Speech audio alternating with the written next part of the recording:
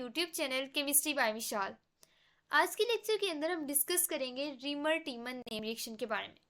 इस chemical reaction के अंदर क्या होता है कि आपका जो फिनोल है, जब उसको ट्रीट करवाया जाए with chloroform in the presence of sodium hydroxide और नेक्स्ट स्टेप में आप वाटर के साथ उसको ट्रीट करवाओ, तो आपके पास क्या होता है कि जो फिनोलिक ग्रुप है, ठीक है, हमारे पास जैसे यहाँ पे फिनोल है, उसकी ऑर्थो या पैरा पोजीशन पे एक एल्डिहाइडिक ग्रुप जो है वो इंट्रोड्यूस हो जाता है।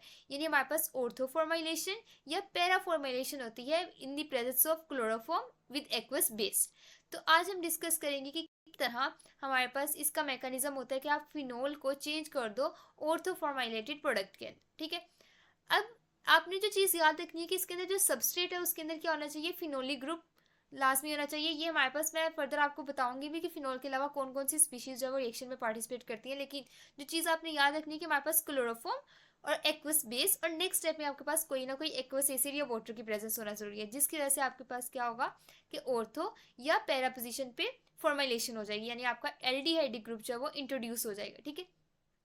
अगर हम बात करें इसके मैकेनिज्म की, तो मैकेनिज्म इसका क्या होता है, इसके मैकेनिज्म के अंदर कार्बिन इन्वॉल्व होती है। कार्बिन जैसे कि आपको मैंने पहले भी बताया था जब मैंने अल्फा एलिमिनेशन वाला टॉपिक पढ़ाया था, तो कार्बिन में हमारे पास क्या होता है, कार्बन के ऊपर 2 इलेक्ट्रॉन्स होते हैं, कार्बन के ऊपर 2 बॉन्ड्स बनाए होते हैं, ठीक है, और उसके ऊपर 2 इलेक्ट्रॉन्स होते हैं, यानी हमारे पास लोन पेयर होता है, ठीक है। अब हमारे पास जो कार्बिन है, ये हमारे पास कार्बिन बेस्ड रिएक्शन है, यानी इसके मैकेनिज्म के अंदर कार्बिन इन्वॉल्व होनी है, और आपको पता है कि कार्बिन वाली जो स्पीशीज होती है हाईली रिएक्टिव होती है, ठीक है, और वो जल्दी से पार्टिसिपेट भी कर लेती है। चलिए हम इसका मैकेनिज्म डिस्कस करते हैं। फर्स्ट स्टेप में क्या होता है कि आपने कार्बिन की फॉर्मेशन करनी है, ठीक है। अब कार्बिन की फॉर्मेशन के लिए जैसे मैंने आपको अल्फा एलिमिनेशन पढ़ाई थी, तो उसमें मैंने आपको बताया था कि क्लोरोफॉर्म को किस तरह कार्बिन में चेंज किया जाता है बाय अल्फा एलिमिनेशन, तो यहाँ भी सेम उसी तरह किया जाएगा। अब हमारे पास ये CHCl3, ठीक है, यानी हमारे पास कुछ ये है CH और साथ हमारे पास इसके 3 क्लोरीन लगा, ठीक है। अब क्या होगा कि जब इसको आप ट्रीट करवाओगे विद द बेस, जैसे कि यहाँ पे OH नेगेटिव, जो OH नेगेटिव का काउंटराइन कोई भी हो सकता है, K पॉजिटिव हो सकता है, Na पॉजिटिव हो सकता है, ठीक है। ये हमारे पास जब होगा तो ये क्या करेगा, OH नेगेटिव क्या करेगा कि क्लोरोफॉर्म में से एक H ले लेगा। यहाँ मैंने 2 दफा शो कर दिया इसको, एक, ठीक है, ये 3 क्लोरीन थी, यहाँ से क्या करेगा, एक H ले लेगा। एज ए रिजल्ट, क्योंकि ये बेस है, इसने तो प्रोटॉन लेना ही है, ये इलेक्ट्रॉन C के पास आ जाएंगे, ठीक है। एज ए रिजल्ट हमारे पास क्या हो जाएगा, C नेगेटिव Cl3, यानी हमारे पास ये वाली स्पीशीज जो है वो जनरेट हो जाएगी।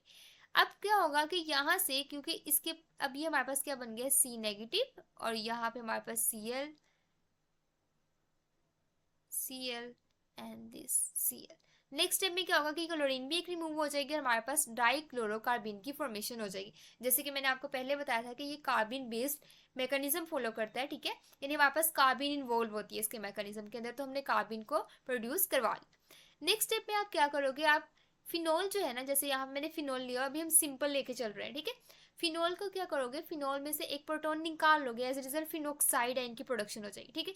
यानी फर्स्ट स्टेप के अंदर आपने कार्बिन प्रोड्यूस करवा ली, अब उसके बाद आपने फिनोल को मोर रिएक्टिव बना दी, ठीक है। मोर रिएक्टिव वो किस तरह होगा, क्योंकि यहाँ पे यूज हो रही है एक्वस बेस, तो एक्वस बेस क्योंकि बेस यूज हो रही है तो जाहिर बात है यहाँ से डीप्रोटोनेशन तो होगी।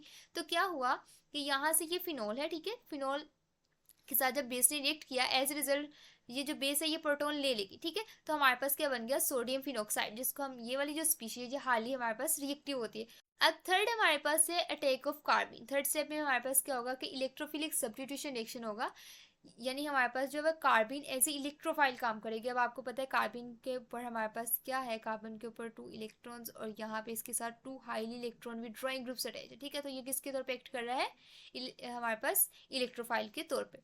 अब इलेक्ट्रोफाइल के ऊपर हमारे पास अटैक होगा स्पाई इलेक्ट्रॉन्स का, ठीक है। हमारे पास जो बेंजीन रिंग के पाई इलेक्ट्रॉन सिस्टम है ये अटैक करेंगे, जिस तरह हमने इलेक्ट्रोफिलिक सब्स्टिट्यूशन रिएक्शन के अंदर देखा था एरोमेटिक कंपाउंड्स की।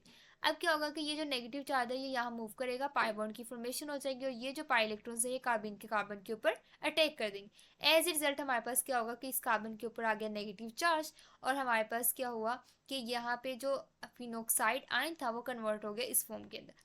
अब नेक्स्ट स्टेप में क्या होगा, कार्बन के ऊपर है नेगेटिव चार्ज, और कार्बन के ऊपर नेगेटिव चार्ज कब स्टेबलाइज होगा, जब हमारे पास न्यूट्रल होगा, जब ये यहाँ से प्रोटॉन ले लेगा, ठीक है।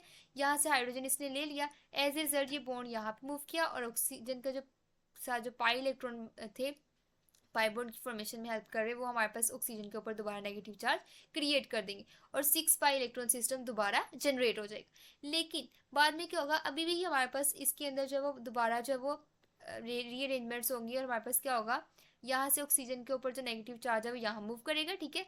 As a result pi electrons यहाँ मूव करेंगे। अब ये जो हमारे पास बॉन्ड है नेक्स्ट ये सी एच कुछ इस फॉर्म में, ठीक है, सी एच और 2 हमारे पास इसके साथ लगे हुए हैं क्लोरीन, ठीक है। अब क्या होगा कि जैसे ऑक्सीजन ने यहाँ ऑक्सीजन के ऊपर नेगेटिव चार्ज यहाँ मूव किया तो ये पाई इलेक्ट्रॉन्स मूव हुए यहाँ पे, ठीक है, कार्बन कार्बन के दरमियान डबल बॉन्ड बनाने के लिए। और ये जो हमारे पास सी के साथ एक 2 Cl है ना, तो एक Cl रिमूव हो जाएगा। यानी अगर हमारे पास, अगर मैं इसे यहाँ पे शो करूँ तो ये जो ऑक्सीजन के ऊपर जो नेगेटिव चार्ज था जब ये ऐसे मूव किया, ठीक है, तो ये हमारे पास पाई इलेक्ट्रॉन्स यहाँ मूव किए और ये जो एक Cl है निकल गया। सेम इसी तरह यहाँ भी क्या हुआ कि एक क्लोरीन का रिमूवल हो गया ड्यू टू इलेक्ट्रॉन शिफ्टिंग। अब हमारे पास फिर ये फॉर्म बन गई। अब नेक्स्ट स्टेप में क्या होगा कि आपके पास, क्योंकि हमारे पास रिएक्शन मीडिया के अंदर क्या प्रेजेंस है, एक्वस बेस, तो OH नेगेटिव क्या करेगा, इस कार्बन के ऊपर अटैक करेगा। जैसे ही इस कार्बन के ऊपर अटैक होगा तो ये पाई इलेक्ट्रॉन्स दोबारा वापस आए, 6 पाई इलेक्ट्रॉन सिस्टम दोबारा जनरेट हुआ और ऑक्सीजन के ऊपर आ गया नेगेटिव चार्ज, यानी फिनॉक्साइड आयन वाली दोबारा प्रोडक्शन होगी। अब नेक्स्ट स्टेप में क्या होगा, ये हमारे पास बन गई फॉर्म, ठीक है। अब नेक्स्ट स्टेप में क्या होगा कि हमारे पास जो है, अगर मैं इसको यहाँ पे शो करूँ, ये यहाँ मूव किया, ठीक है, और ये जो आपका Cl वाला बॉन्ड है ये टूट गया, ठीक है। कुछ हमारे पास क्या बन गया, एल्डिहाइड की फॉर्मेशन होगी, ठीक है। तो हमारे पास ओवरऑल क्या हुआ कि आपका जो आपने कहाँ से स्टार्ट किया था, एक फिनोल से, ठीक है, हमारे पास एक फिनोल से आपने स्टार्ट किया था, ठीक है। फिनोल को यूज करते हुए आपने क्या किया कि उसकी ऑर्थो पोजीशन पे एक फॉर्माइल ग्रुप इंट्रोड्यूस करवा दी, यानी हमारे पास जो है वो फॉर्माइल ग्रुप ऑर्थो फॉर्माइलेशन होगी। अब हमारे पास दोबारा, क्योंकि एक्वस एसिड है, ठीक है, एक्वस एसिड के साथ ट्रीट करना है, मैंने कहा था कि नेक्स्ट स्टेप में जब एक्वस एसिड के साथ ट्रीट करेंगे तो आपका जो O नेगेटिव है दोबारा चेंज हो जाएगा OH के अंदर। अब यहाँ पे अगर आप देखो ये, ठीक है, अब यहाँ पे जो OH का हाइड्रोजन है ना, उसके दरमियान और इसके ऑक्सीजन के दरमियान हाइड्रोजन बॉन्डिंग के चांसेस है, ठीक है, हाइड्रोजन बॉन्डिंग के चांसेस है। इसलिए हमारे पास जो ऑर्थो फॉर्माइलेटेड प्रोडक्ट होती है ना वो मेजर होती है, लेकिन हमारे पास जो पैरा फॉर्माइलेशन होती है उसके अंदर हमारे पास इंट्रामोलेकुलरी हाइड्रोजन बॉन्डिंग पॉसिबल नहीं होती, तो वो हमारे पास माइनर प्रोडक्ट बनती है, ठीक है। लेकिन अगर ऐसा हो कि आपकी ऑर्थो पोजीशन जो है ना वो ब्लॉक हुई हो, ठीक है, देन हमारे पास क्या चांस बनता है कि आपने जस्ट जो मेजर है वो कहाँ पे बनाना है, पैरा पे। अब हम एक एग्जांपल इसकी सॉल्व कर लेते हैं। इस एग्जांपल के अंदर मैंने शो किया हुआ है पैराक्रीसोल, ठीक है। पैराक्रीसोल के अंदर हमारे पास क्या है कि जब इसको ट्रीट करवाया जाए with aqueous base in the presence of CHCl3 तो क्या होगा, हमारे पास यहाँ पे CHO ग्रुप इंट्रोड्यूस हो जाएगा, ठीक है, जैसे कि मैंने यहाँ पे शो किया हुआ है, ठीक है। तो हमारे पास क्या हुआ, इसकी ऑर्थो फॉर्मुलेशन हुई। अब मैंने कहा था कि 2 चांसेस होते हैं, ऑर्थो पोजीशन पे भी पैरा पे भी, लेकिन ये मेजर आपका बनेगा ऑर्थो पे। लेकिन क्या हुआ कि यहाँ पे आपकी पैरा पोजीशन जो है वो ब्लॉक हुई है due to presence of CH3। तो यहाँ पे क्या होगा कि आपका जस्ट CHCl2 तक जाकर रिएक्शन रुक जाएगा, यानी हमारे पास क्या होगा, यहाँ तक जो है वो रिएक्शन रुक जाएगा, फर्दर हमारे पास रिएक्शन प्रोसीड नहीं करेगा। यहाँ पे दोबारा वो CHO के अंदर चेंज नहीं होगा क्योंकि इस कार्बन के पास हाइड्रोजन नहीं है, ठीक। तो हमारे पास क्या होगा कि ऑर्थो फॉर्मुलेशन से जो आपका नॉर्मल प्रोडक्ट बनती है वो ये है, ठीक है। और हमारे पास एक ये ब्लॉकेज की वजह से, क्योंकि CH3 यहाँ पे हमारे पास लगा हुआ है पहला पोजीशन पे और ये कार्बन फ्री नहीं है, तो फर्दर हमारे पास ये वाली एक प्रोडक्ट बन गई और ये हमारे पास बहुत ही माइन्यूट क्वांटिटी में बनती है। लेकिन आपका जो मेजर है वो यही है, ठीक है। अगर आप अकेले ये भी प्रोडक्ट बना दो तो वो भी आपकी ठीक कंसीडर की जाएगी।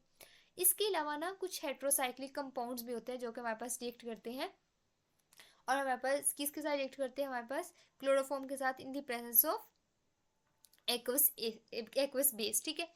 अब इसके अंदर ना एक, अगर हम पाइरोल की स्पेसिफिकली एग्जांपल लें तो पाइरोल के अंदर ना 2 प्रोडक्ट्स बनती है। एक नॉर्मल जो प्रोडक्ट हम जो कर रहे होते हैं, प्रोडिक्ट कर रहे होते हैं, वो वाली होती है कि ऑर्थो, जिस तरह हमारे पास वहाँ पे ऑर्थो फॉर्मुलेशन थी, यहाँ पे अगर इसको पोजीशन 1 कहा जाए या 2 कहा जाए तो 2 हमारे पास फॉर्मुलेटेड प्रोडक्ट बन जाती है, यानी पाइरोल 2 एल्डिहाइड बन जाता है। लेकिन उसके साथ साथ क्या होता है कि यहाँ पे रिंग एक्सपेंशन हो जाती है, यानी अगर आप यहाँ पे काउंट करो तो 1 2 3 4 5 मेंबर रिंग है, लेकिन रिंग एक्सपेंशन के बाद 6 मेंबर रिंग बन जाती है, ठीक है। तो हमारे पास यहाँ पे दो तरह से आपके पास प्रोडक्ट बनी। इसका तो आपको मैकेनिज्म ऐसे बताने की जरूरत नहीं है क्योंकि ऊपर मैकेनिज्म बता दिया हुआ, लेकिन मैं आपको बताती हूँ। और साथ आपके पास रिंग एक्सपेंशन हो जाती है, तो हम देखेंगे कि किस तरह ये 2 प्रोडक्ट्स बनी है, ठीक है। अब ये जो नॉर्मल रीमन टीमन रिएक्शन था उसके अंदर क्या हुआ यहाँ पे हमारे पास जो है वो फर्स्ट स्टेप में क्या होगा, जैसे अगर मैं यहाँ पे इसको शो करूँ तो ये यहाँ पे, और इस CH Cl3 और NaOH की रिएक्शन की वजह से हमारे पास कार्बन की फॉर्मेशन हुई है, ठीक है। तो ये हमारे पास लग गया इस पोजीशन पे आपका, अगर मैं यहाँ पे शो करूँ नाइट्रोजन, ठीक है, क्योंकि हमारे पास ये बेस है तो ये हाइड्रोजन तो ले लेगी ना इसका, ठीक है। और हमारे पास क्या हुआ यहाँ पे CCl2 और ये नेगेटिव चार्ज, ठीक है। अब CCl2 का जो नेगेटिव चार्ज है ये दोबारा अटैक करेगा इस कार्बन के ऊपर, एज ए रिजल्ट ये यहाँ मूव किया और हमारे पास कुछ ये प्रोडक्ट बन गई, ठीक है। यानी हमारे पास ये वाली प्रोडक्ट बन गई जिसमें कार्बन इस 2 कार्बन के साथ अटैच है, ठीक है। और यहाँ पे नाइट्रोजन के ऊपर आ गया नेगेटिव चार्ज, ये तो वैसे यहाँ पे ऐसे ही रहेगा ये वाले इलेक्ट्रॉन्स, ठीक है। अब नेक्स्ट स्टेप में क्या होगा कि ये जो नेगेटिव चार्ज है वो यहाँ मूव करेगा, पाई इलेक्ट्रॉन्स यहाँ मूव करेंगे, और ये जो कार्बन का जो बॉन्ड था 3 मेंबर जो रिंग बनी हुई थी जिसके अंदर बहुत ही ज़्यादा वो होती है स्ट्रेन होता है, रिंग स्ट्रेन, वो टूट जाएगी एक साइड से, ठीक है। और हमारे पास कुछ ये फॉर्म बन जाएगी, दोबारा सी के ऊपर नेगेटिव चार्ज क्रिएट हो गया। अब क्या होगा नेक्स्ट स्टेप के अंदर, जिस तरह हमने पहले देखा था, नेगेटिव चार्ज दोबारा हाइड्रोजन लेगा, ठीक है, CH Cl2 में चेंज हो जाएगा, ये इलेक्ट्रॉन्स यहाँ मूव किए, दोबारा पाई बॉन्ड यहाँ बन जाएगा, पाई इलेक्ट्रॉन्स यहाँ मूव किए, और ये नाइट्रोजन के ऊपर नेगेटिव चार्ज दोबारा क्रिएट हो गया। अब एक्वस एसिड की प्रेजेंस में क्या होगा कि CH Cl2 जैसे सेम इसी तरह जैसे हमने यहाँ पे CH Cl2 को हमने चेंज कर दिया था CHO के अंदर, सेम इसी तरह यहाँ भी CH Cl2 चेंज हो जाएगा CHO के अंदर, और H3O पॉजिटिव से आपका जो नाइट्रोजन है वो भी एक प्रोटॉन ले लेगा, तो पायरोल 2 एल्डिहाइड एक प्रोडक्ट बन गई। लेकिन इसके साथ साथ मैंने बताया था कि आपके पास एक और प्रोडक्ट बनती है, वो हमारे पास कैसे बनती है, रिंग एक्सपेंशन की वजह से। अब हम वो देख रहे हैं कि रिंग एक्सपेंशन की वजह से वो प्रोडक्ट कैसे बनती है। अच्छा, अब हमारे पास CH Cl3 के साथ जब ट्रीट करवाया तो ये तो आपके पास बन गया, ठीक है। अब ये जो फॉर्म बनी थी ना, जैसे मैंने आपको यहाँ बताया कि वो किस तरह फॉर्म बनी थी, यानी हमारे पास ये यहाँ पे गया और ये इसने कार्बन के ऊपर टेक कराया, फर्दर हमारे पास जो कार्बन के ऊपर वाला जो कार्बन है उसके ऊपर नेगेटिव चार्ज क्रिएट हुआ, तो हमारे पास उसने किस तरह 3 मेंबर रिंग बना ली, ठीक है। अब ये जो हमारे पास है ये नेक्स्ट स्टेप में क्या होता है कि ये जो नेगेटिव चार्ज है वो यहाँ मूव करते हैं, ठीक है। तो ये जो 2 कार्बन के दरमियान बॉन्ड है ना, असल में ये यहाँ पाई बॉन्ड की फॉर्मेशन कर देता है, यानी हमारे पास क्या होता है एक पाइरीडिन की फॉर्मेशन हो जाती है, क्योंकि ये वाला जो बॉन्ड है ना, अगर मैं इसको क्लियर करके बताऊं तो क्या हुआ कि ये जो बॉन्ड है ना वो ब्रेक कर गया, ठीक है। जब ये बॉन्ड ब्रेक कर गया तो 1 2 3 4 5 6, तो 6 मेंबर जो है वो रिंग बन जाएगी, यानी हमारे पास 3 क्लोरोपाइरिडीन की प्रोडक्शन होगी। तो ये हमारे पास ओवरऑल होता है कि रिंग एक्सपेंशन भी होती है और इसके साथ साथ आपके पास नॉर्मल प्रोडक्ट भी बनती है। इसके अलावा कुछ और हेट्रोसाइक्लिक कंपाउंड्स होते हैं जिसके अंदर रीमर ट्रेमन रिएक्शन जो होता है वो फॉलो होता है, ठीक है, रिएक्शन जो वो फॉलो करते हैं, जिसके अंदर मैंने एक यहाँ पे थायपीन की एग्जांपल दी हुई है। इसके अंदर भी हमारे पास क्लोरोफॉर्म और KOH की प्रेजेंस पे क्या होता है कि आपकी पोजीशन नंबर 2 के ऊपर CHO ग्रुप जो है वो इंट्रोड्यूस हो जाता है, ठीक है। अब मैं इसका मैकेनिज्म यहाँ पे नहीं बता रही क्योंकि 2 दफ़ा हमने एक हेट्रोसाइक्लिक कंपाउंड का मैकेनिज्म भी देख लिया, उसके साथ साथ हमने जो नॉर्मल फिनोल का ग्रुप था उसके अंदर इसका कैसे मैकेनिज्म होता है वो भी देख लिया था, ठीक है।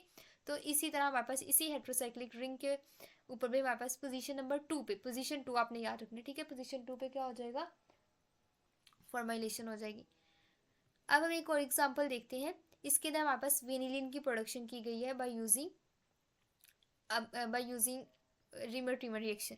अब इसके अंदर क्या होगा कि आपके ये जो फिनोलिक ग्रुप है, अगर आप इसको देखो यहाँ पे हमारे पास ये इसकी ऑर्थो पोजीशन है और ये इसकी पैरा पोजीशन है। अगर आप ऑर्थो पे प्रोडक्ट बनाओ ना तो यहाँ पे स्टेरिक हिंड्रेंस वाला फैक्टर भी आ जाता है, तो इससे हमारे पास जो मेजर है ना वो पैरा पे बनेंगे, ठीक है, जहाँ पे स्टेरिक हिंड्रेंस का फैक्टर भी कम हो। तो जब हम CH Cl3 और KH के साथ रिएक्शन करवाएंगे, यानी हमारे पास एक्वस बेस की प्रेजेंस पे आप क्लोरोफॉर्म के साथ रिएक्शन करवाओगे, नेक्स्ट स्टेप में आप कोई भी एक्वस एसिड को यूज़ करोगे तो एज ए रिजल्ट आपकी पैरा पोजीशन पे फॉर्माइल ग्रुप इंट्रोड्यूस हो जाएगा। तो ये हमारे पास वेनिलिन की प्रोडक्शन हो जाती है इसके थ्रू। ये हमारे पास जो वेनिलीन है वो एंटीऑक्सीडेंट के तौर पे भी काम करती है, इस वजह से इसकी काफ़ी ज़्यादा एप्लीकेशंस हैं। अब हम एग्जांपल देखते हैं एक और जिसके अंदर मैंने टेट्रानॉल लिया हुआ है, ठीक है। अब इसके अंदर हमारे पास सेम उसी तरह जैसे मैंने यहाँ पे बताया था कि आपके पास 2 प्रोडक्ट्स बनती है, एक नॉर्मल और एक अपनॉर्मल, क्योंकि यहाँ पे इसकी पैरा पोजीशन ब्लॉक हुई होती है, ठीक है। इसी तरह यहाँ पे भी क्या होता है कि 2 प्रोडक्ट्स बनती है, एक नॉर्मल होती है और एक अबनॉर्मल होती है। नॉर्मल प्रोडक्ट में क्या होगा कि आपकी ये ऑर्थो पोजीशन है, ये किसी भी ऑर्थो पोजीशन पे आप फॉर्माइल ग्रुप इंट्रोड्यूस करवा दो, ये आपकी नॉर्मल प्रोडक्ट है। लेकिन पैरा पोजीशन इस रिंग की वजह से ब्लॉक हुई हुई है, ठीक है। लेकिन यहाँ पे हमारे पास CH Cl2 तक रिएक्शन जो वो रुक जाएगा, ठीक है। तो हमारे पास एक अब नॉर्मल प्रोडक्ट बनती है, ठीक है, और एक नॉर्मल प्रोडक्ट बनती है, ठीक है। ये हमारे पास बन गई एक नॉर्मल प्रोडक्ट और एक नॉर्मल प्रोडक्ट। तो हमने देखा कि हमारे पास जो रीमर ट्रिमर रिएक्शन है ये कहाँ कहाँ पॉसिबल है, फिनोलिक ग्रुप्स के अंदर, ठीक है। इसके अलावा हमारे पास हेट्रोसाइक्लिक कंपाउंड जैसे कि पायरोल हो गया, उसके अलावा हमारे पास थायोपीन हो गया, इस इन रिएक्शंस के अंदर जो है वो इन्वॉल्व होते हैं। Thanks for watching my video. Allah हाफिज़।